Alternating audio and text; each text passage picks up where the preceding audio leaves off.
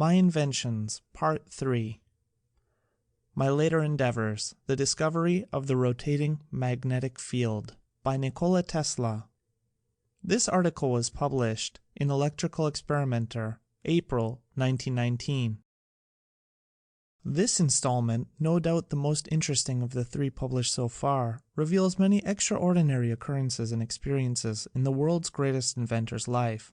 Experiences such as do not fall on the lot of ordinary mortals. And Tesla, the many-sided, aside from inventing, knows the rare art of painting word pictures. He does so here in a masterly fashion. He tells us how he finally conceived the induction motor, perhaps his greatest discovery, the invention which changed the face of the globe, the invention which made possible the streetcar, the subway, the electric train, power transmission, the harnessing of waterfalls, and countless others. But let Tesla tell you himself how it all came about. It is a classic worth reading. Editor. What is the induction motor? The induction motor operates on alternating current. It has no commutator like a direct current motor, nor slip rings like an alternating current motor.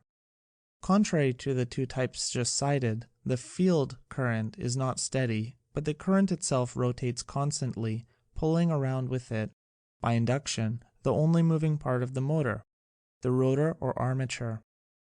Having no armature nor slip rings, the induction motor never sparks. It consequently knows no brush trouble. It needs no attention because of its ruggedness. Only the bearings wear out. Its efficiency too is higher. On account of all this, the induction motor is used in a preponderating proportion in streetcars, electric trains, factories, etc. At the age of 10, I entered the real gymnasium, which was a new and fairly well-equipped institution. In the Department of Physics were various models of classical scientific apparatus, electrical and mechanical. The demonstrations and experiments performed from time to time by the instructors fascinated me and were undoubtedly a powerful incentive to invention. I was also passionately fond of mathematical studies and often won the professor's praise for rapid calculation. This was due to my acquired faculty of visualizing the figures and performing the operations, not in the usual intuitive matter, but as in actual life. Up to a certain degree of complexity, it was absolutely the same to me whether I wrote the symbols on the board or conjured them before my mental vision. But freehand drawing, to which many hours of the course were devoted, was an annoyance I could not endure. This is rather remarkable, as most of the members of the family excelled in it. Perhaps my aversion was simply due to the predilection I found in undisturbed thought. Had it not been for a few exceptionally stupid boys who could not do anything at all, my record would have been the worst. It was a serious handicap, as under the then existing educational regime, drawing being obligatory, this deficiency threatened to spoil my whole career, and my father had considerable trouble in railroading me from one class to another. In the second year at that institution, I became obsessed with the idea of producing continuous motion through steady air pressure. The pump incident, of which I have told, had set afire my youthful imagination and impressed me with the boundless abilities of a vacuum. I grew frantic in my desire to harness this inexhaustible energy, but for a long time I was groping in the dark. Finally, however, my endeavors crystallized in an invention which was to enable me to achieve what no other mortal ever attempted. Imagine a cylinder freely rotatable on two bearings partly surrounded by a rectangular trough which fits it perfectly.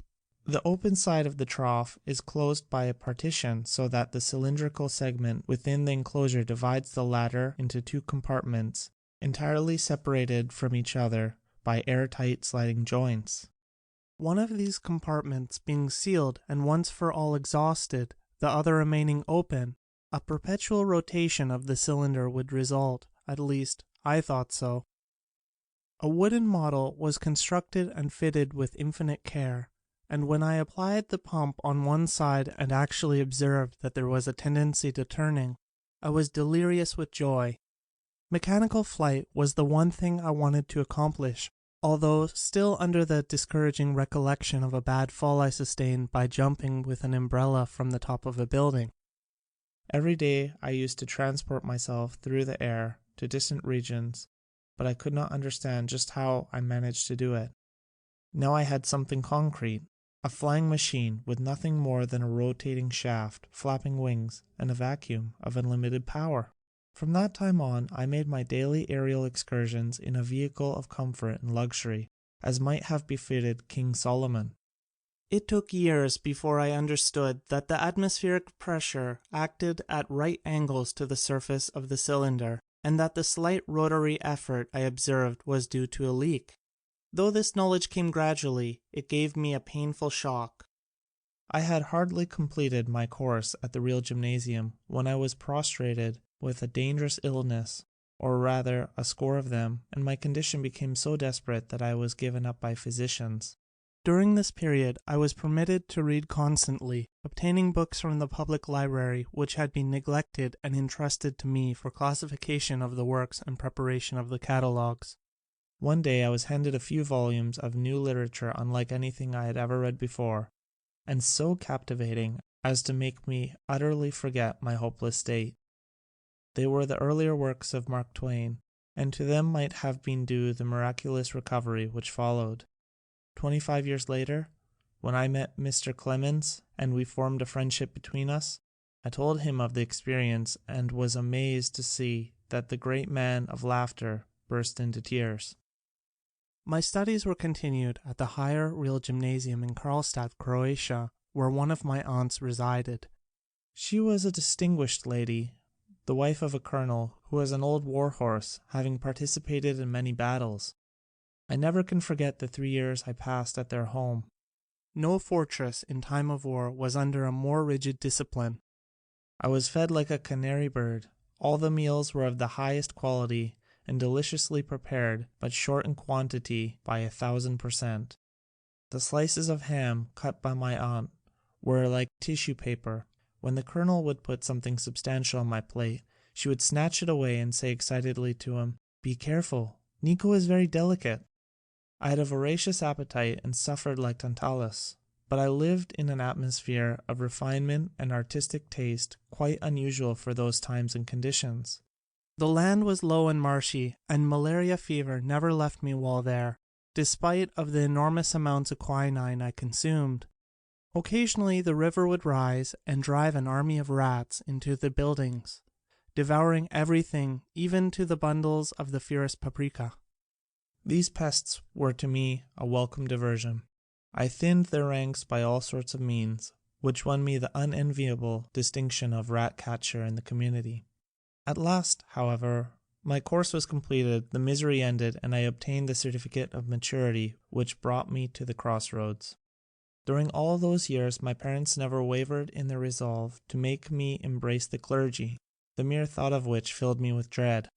I had become intensely interested in electricity under the stimulating influence of my professor of physics, who was an ingenious man and often demonstrated the principles by apparatus of his own invention. Among these I recall a device in the shape of a freely rotatable bulb with tinfoil coatings, which was made to spin rapidly when connected to a static machine.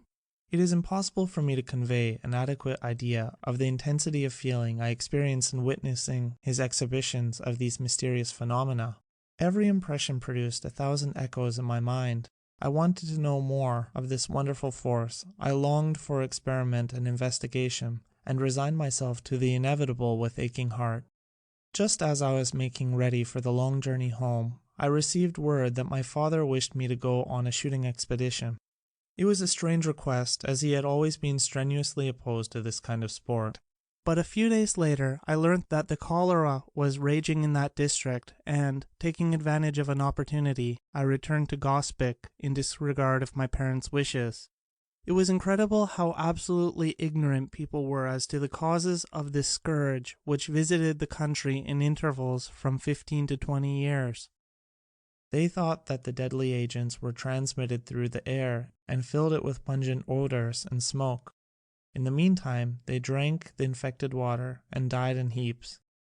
I contracted the awful disease on the very day of my arrival, and although surviving the crisis, I was confined to bed for 9 months with scarcely any ability to move. My energy was completely exhausted, and for the second time I found myself at death's door. In one of the sinking spells, which was thought to be the last, my father rushed into the room. I still see his pallid face as he tried to cheer me in tones belying his assurance. "Perhaps," I said, "I may get well if you let me study engineering." "You will go to the best technical institution in the world," he solemnly replied, and I knew that he meant it. A heavy weight was lifted from my mind, but the relief would have come too late had it not been for a marvelous cure brought about through a bitter decoction of a peculiar bean. I came to life like another Lazarus, to the utter amazement of everybody. My father insisted that I spend a year in healthful physical outdoor exercises, to which I reluctantly consented. For most of this term I roamed in the mountains, loaded with a hunter's outfit and a bundle of books, and this contact with nature made me stronger in body as well as in mind. I thought and planned and conceived many ideas almost as a rule delusive. The vision was clear enough, but the knowledge of principles was very limited. In one of my inventions, I proposed to convey letters and packages across the seas through a submarine tube in spherical containers of sufficient strength to resist the hydraulic pressure. The pumping plant intended to force the water through the tube was accurately figured and designed, and all other particulars carefully worked out. Only one trifling detail, of no consequence, was lightly dismissed. I assumed an arbitrary velocity of the water and, what is more, took pleasure in making it high, thus arriving at a stupendous performance supported by faultless calculations. Subsequent reflections, however, on the resistance of pipes to fluid flow determined me to make this invention public property. Another one of my projects was to construct a ring around the equator which would, of course, float freely and could be arrested in its spinning motion by reactionary forces, thus enabling travel at a rate of about 1,000 miles an hour, impracticable by rail. The reader will smile. The plan was difficult of execution, I will admit, but not nearly so bad as that of a well-known New York professor who wanted to pump the air from the torrid to temperate zones, entirely forgetful of the fact that the Lord had provided a gigantic machine for this very purpose. Still another scheme, far more important and attractive, was to derive power from the rotational energy of terrestrial bodies. I had discovered that objects on the Earth's surface, owing to the diurnal rotation of the globe, are carried by the same alternately in and against the direction of translatory movement. From this results a great change in momentum, which could be utilized in the simplest imaginable manner to furnish motive effort in any habitable region of the world. I cannot find words to describe my disappointment when later I realized that I was in the predicament of Archimedes, who vainly sought for a fixed point in the universe. At the termination of my vacation, I was sent to the Polytechnic School in Graz, Styria, which my father had chosen as one of the oldest and best reputed institutions. That was the moment I had eagerly awaited, and I began my studies under good auspices and firmly resolved to succeed. My previous training was above average due to my father's teaching and opportunities afforded. I had acquired the knowledge of a number of languages and waded through the books of several libraries, picking up information more or less useful. Then again, for the first time, I could choose my subjects as I liked, and freehand drawing was to bother me no more. I had made up my mind to give my parents a surprise, and during the whole first year I regularly started my work at 3 o'clock in the morning and continued until 11 at night, no Sundays or holidays excepted. As most of my fellow students took things easily, naturally enough I eclipsed all records. In the course of that year I passed through 9 exams, and the professors thought I deserved more than the highest qualifications. Armed with their flattering certificates, I went home for a short rest, expecting a triumph, and was mortified when my father made light of these hard-won honors. That almost killed my ambition, but later, after he had died, I was pained to find a package of letters which the professors had written him to the effect that unless he took me away from the institution, I would be killed through overwork. Thereafter, I devoted myself chiefly to physics, mechanics, and mathematical studies, spending the hours of leisure in the libraries. I had a veritable mania for finishing whatever I began, which often got me into difficulties. On one occasion, I started to read the works of Voltaire when I learned, to my dismay, that there were close on 100 large volumes in small print which that monster had written while drinking 72 cups of black coffee per diem. It had to be done, but when I laid aside the last book, I was very glad and said, "Never more." My first year's showing had won me the appreciation and friendship of several professors. Among these were Professor Rob Nur, who was teaching arithmetical subjects and geometry, Professor Pol, who held the chair of theoretical and experimental physics, and Dr. Ale, who taught integral calculus and specialized in differential equations. This scientist was the most brilliant lecturer to whom I've ever listened. He took a special interest in my progress and would frequently remain for an hour or two in the lecture room, giving me problems to solve, in which I delighted. To him I explained a flying machine I had conceived, not an illusionary invention, but one based on sound scientific principles, which has become realizable through my turbine, and will soon be given to the world. Both professors, Rob Nur and Pol, were curious men. The former had peculiar ways of expressing himself, and whenever he did so, there was a riot, followed by a long and embarrassing pause. Professor Pol was a methodical and thoroughly grounded German. He had enormous feet and hands like the paws of a bear. But all of his experiments were skillfully performed, with lock-like precision and without a miss. It was the second year of my studies that we received a Gramme dynamo from Paris, having the horseshoe form of a laminated field magnet and a wire-wound armature with a commutator. It was connected up and various effects of the currents were shown.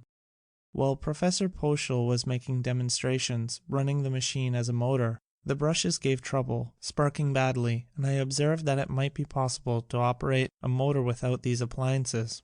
But he declared that it could not be done, and did me the honor of delivering a lecture on the subject, at the conclusion of which he remarked, "Mr. Tesla may accomplish great things, but he certainly never will do this.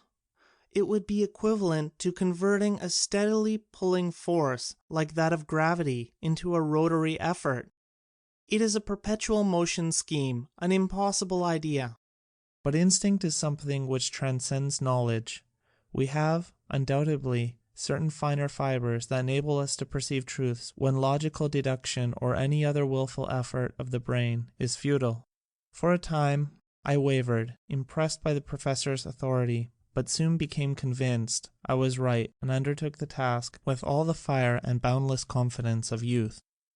I started by first picturing in my mind a direct current machine, running it and following the changing flow of the currents in the armature. Then I would imagine an alternator and investigate the process taking place in a similar manner.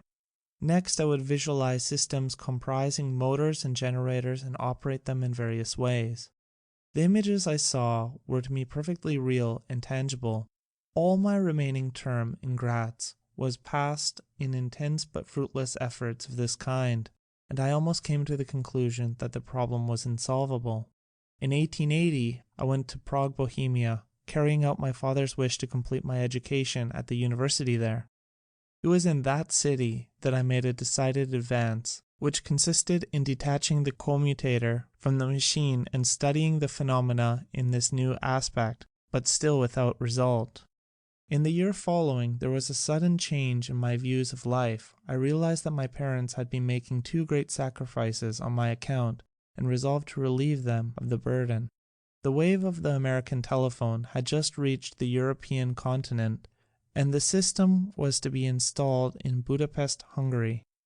It appeared an ideal opportunity, all the more as a friend of our family was at the head of the enterprise. It was here that I suffered the complete breakdown of the nerves to which I have referred. What I experienced during the period of that illness surpasses all belief. My sight and hearing were always extraordinary. I could clearly discern objects in the distance when others saw no trace of them. Several times in my boyhood, I saved the houses of our neighbors from fire by hearing the faint crackling sounds which did not disturb their sleep and calling for help. In 1899, when I was past 40 and carrying on my experiments in Colorado, I could hear very distinctly thunderclaps at a distance of 550 miles. The limit of audition for my young assistants was scarcely more than 150 miles. My ear was thus over 13 times more sensitive. Yet at that time I was, so to speak, stone deaf in comparison with the acuteness of my hearing while under the nervous strain. In Budapest, I could hear the ticking of a watch with 3 rooms between me and the timepiece. A fly alighting on the table in the room would cause a dull thud in my ear. A carriage passing at a distance of a few miles fairly shook my whole body. The whistle of a locomotive 20 or 30 miles away made the bench or chair on which I sat vibrate so strongly that the pain was unbearable. The ground under my feet trembled continuously. I had to support my bed on rubber cushions to get any rest at all. The roaring noises from near and far often produced the effect of spoken words which often would have frightened me had I not been able to resolve them into their accidental components. The sun's rays, when periodically intercepted, would cause blows of such force on my brain that they would stun me. I had to summon all my willpower to pass under a bridge or other structure as I experienced a crushing pressure on the skull. In the dark, I had the sense of a bat and could detect the presence of an object at a distance of 12 feet by a peculiar creepy sensation on the forehead. My pulse varied from a few to 260 beats, and all tissues of the body quivered with twitchings and tremors, which was perhaps the hardest to bear. A renowned physician who gave me daily large doses of bromide of potassium pronounced my malady unique and incurable. It is my eternal regret that I was not under the observation of experts in physiology and psychology at that time. I clung desperately to life, but never expected to recover. Can anyone believe that so helpless a physical wreck could ever be transformed into a man of astonishing strength and tenacity, able to work 38 years, almost without a day's interruption, and find himself still strong and fresh in body and mind? Such is my case. A powerful desire to live and to continue the work, and the assistance of a devoted friend and athlete accomplished the wonder. My health returned, and with it the vigor of mind. In attacking the problem again, I almost regretted that the struggle was soon to end. I had so much energy to spare. When I undertook the task, it was not with a resolve such as men often make. With me, it was a sacred vow, a question of life and death. I knew that I would perish if I failed. Now I felt that the battle was won. Back in the deep recesses of the brain was the solution, but I could not yet give it outward expression. One afternoon, which is ever present in my recollection, I was enjoying a walk with a friend in the city park and reciting poetry. At that age I knew entire books by heart, word for word. One of these was Goethe's Faust. The sun was just setting and reminded me of the glorious passage. Sie rückt und weit, der Tag ist überlebt. Dort eilet sie hin und fordert neues Leben. Oh, dass kein Flügel mich vom Boden hebt, Nacht und immer Nacht zu streben. Ein schöner Traum, indessen sie entweicht, ach, zu der Geistesflügen wird so leicht, kein körperlicher Flügel sich gesellen. The glow retreats, done is the day of toil. It yonder hastes, new fields of life exploring. Ah, that no wing can lift me from the soil, upon its track to follow soaring. A glorious dream, though now the glories fade. Alas, the wings that lift the mind no aid of wings to lift the body can bequeath me. As I uttered these inspiring words, the idea came to me like a flash of lightning, and in an instant the truth was revealed. I drew with a stick on the sand the diagrams shown 6 years later in my address before the American Institute of Electrical Engineers, and my companion understood them perfectly. The images I saw were wonderfully sharp and clear and had the solidity of metal and stone, so much so that I told him, "See my motor here? Watch me reverse it." I cannot begin to describe my emotions. Pygmalion, seeing his statue come to life, could not have been more deeply moved. 1,000 secrets of nature which I have stumbled upon accidentally I would have given for that one which I had wrested from her against all odds and at the peril of my existence. End of section 3.